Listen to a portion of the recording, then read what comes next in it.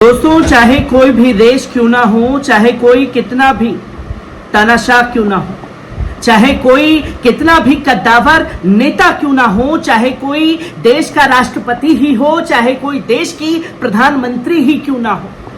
कभी ना कभी तानाशाही का अंत जरूर होता है। और ये सबक सीखना चाहिए बांग्लादेश से, जहां शेख हसीना की तानाशाही का अंत हुआ। और तानाशाही का जब अंत हुआ तो किस तरीके से नफरत वाले प्रोपागेंडा पर काम करना शुरू कर दिया गया हमारी गोदी मीडिया द्वारा,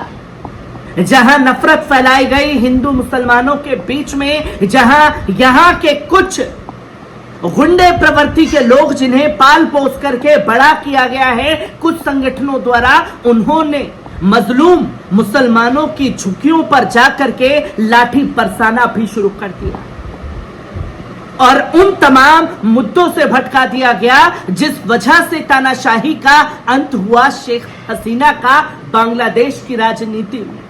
जी हां दोस्तों, अगर आप लोगों ने अभी तक पल पल न्यूज लाइव को सब्सक्राइब नहीं किया है तो पल पल न्यूज लाइव को तुरंत सब्सक्राइब कर लीजिए, बेल आइकॉन दबाइए ताकि हर एक वीडियो की नोटिफिकेशन आप लोगों के साथ साझा की जा सके जो देश विदेश में घटनाएं घटित हो रही हैं। और देश से मुद्दे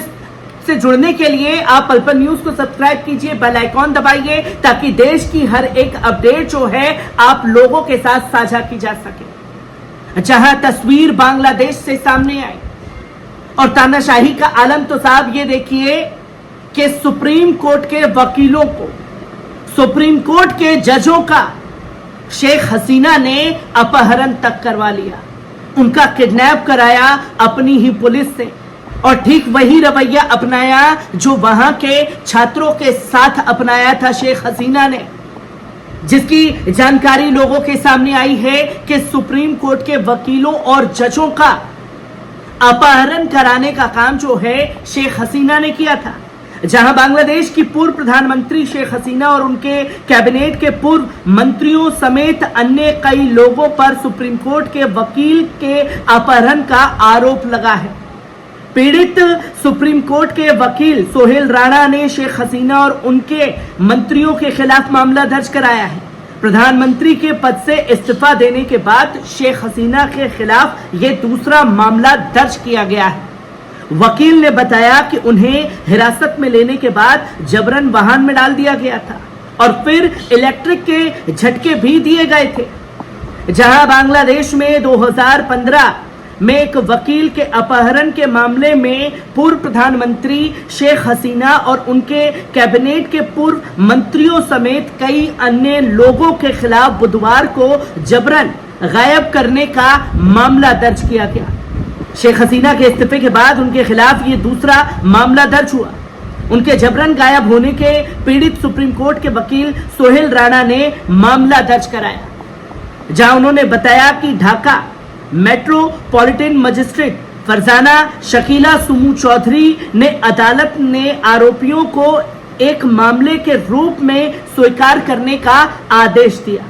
इस मामले में अन्य आरोपियों में शेख हसीना, कैबिनेट के पूर्व गृह मंत्री अब्दुल जमा खान, पूर्व कानून मंत्री अनिसुल हक और पूर्व पुलिस आईजीपी शहीदुल हक, रैपिड एक्शन बटालियन के पूर्व महानिदेशक बेनजीर अहमद और आरएबी के अज्ञात 25 लोगों के नाम जो हैं दर्ज कराए गए। जहां अपनी सत्ता की पावर में सनक में खोई शेख हसीना ने सुप्रीम कोर्ट के वकीलों को भी नहीं बख्शा। जहां सुप्रीम कोर्ट के वकील सोहेल राणा ने एक रिपोर्ट में कहा, 10 फरवरी 2015 को मुझे उतारा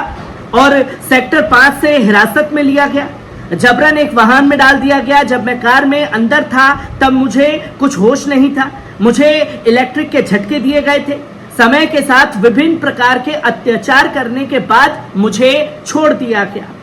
पिछले महीने से जारी हिंसा के दौरान एक किराने की दुकान के मालिक के हत्या के आरोप में पूर्व पीएम शेख हसीना और उन अन्य 6 लोगों के खिलाफ मंगलवार को केस भी दर्ज किया गया था।